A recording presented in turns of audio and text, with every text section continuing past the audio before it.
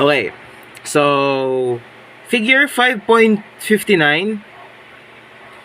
In the op-amp circuit, determine the voltage gain VO over VS. Take R, or yung resistance natin is equals to 20 kilo ohms. Okay.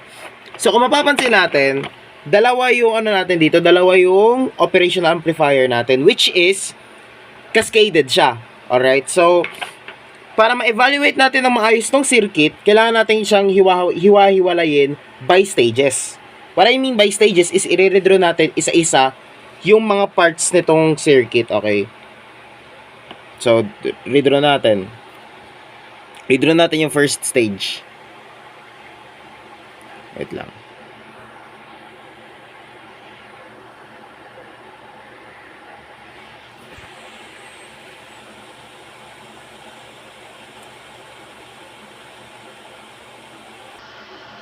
Yun. So, for stage 1, ito yung ano natin, ito yung circuit natin. Paano naman, kasi ito, bali parang hatiyan sa dalawa eh. Parang ganyan siya, oh. Alright. Ayan, ganyan siya. Tapos yung next naman, yung susunod na stage naman yung gagawin natin. Ayan. So, by redrawing the circuit, mapapansin natin na konektado siya or consisting siya ng dalawang operational amplifiers configuration, which is non-inverting and inverting. Bakit nasabi natin na non-inverting yung isa? In non-inverting siya kasi yung positive terminal ng voltage source mo is nakakonekta sa positive terminal ng operational amplifier natin na nagge-generate ng positive energy or positive voltage output or output voltage. While dito naman, inverting siya kasi yung positive terminal ng operational amplifier natin papunta siya ng ground. Okay? So, magsiset tayo dito. Okay, set tayo. Dito muna. V plus is equals to V minus. Yung V plus natin, ang value niya is Vs. Ayan, Vs. So, ibig sabihin, yung V minus natin, equal lang din siya sa Vs. Okay. So, evaluate natin tong ito muna i-evaluate natin. Lalo na't meron naman na tayong given, okay, na V plus is equals to V minus, V plus is equals to Vs, and V minus is equals to Vs. And since pinapahanap sa atin yung VO over Vs, or yung voltage gain, yung voltage gain muna yung hanapin natin ito. Kung nagtataka kayo, 20 kilo ohms kasi, ayun, sabi sa initial problem, take R is equals to 20 kilo ohms. So ito, ginawa ko ng 20, ito 3 times R or 3 times 20 kilo ohms will be 60 kilo ohms. Dito din 4 times R, which is 80 kilo ohms. Ayan. So tara, evaluate natin using nodal analysis. May current ka dito, meron ka din dito. Ayan.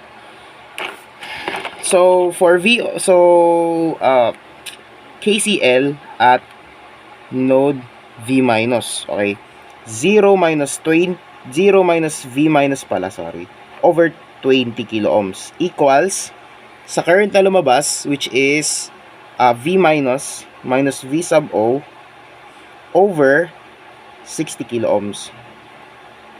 Yan. So, try natin i-multiply both sides by 60 kilo ohms or 60 para mag-cancel.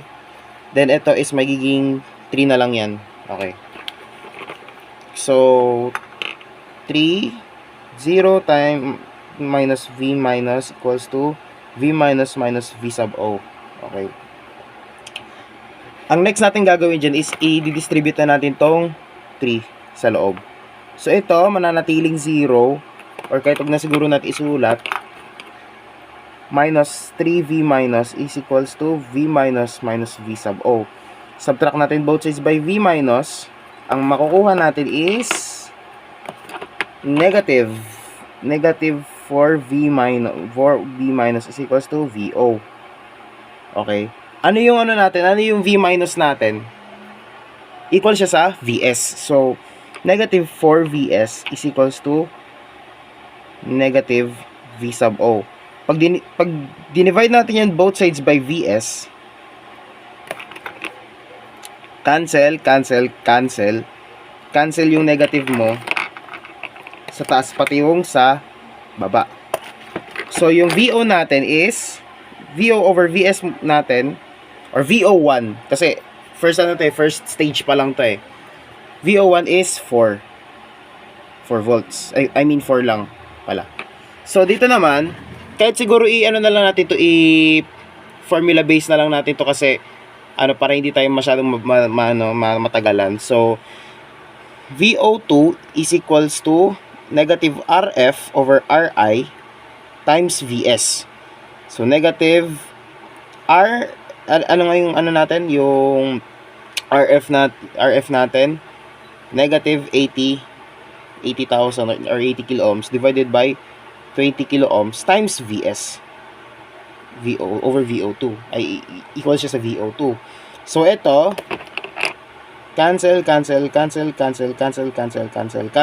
So, magiging, negative 4 VS yan. VO2. Now, since VO over VS yung hinahanap natin, kailangan natin siya i-divide both sides by VS. Ayan. Mali ako nang na-cancel. Ayan. Dito pala dapat sa kabila. Ayan. So, yung voltage gain natin dito, V2 over VS is negative 4.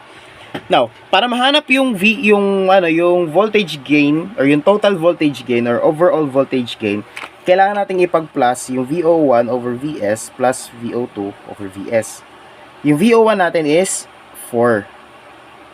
Plus, yung VO2 natin over VS is negative 4. So, parang lang yan.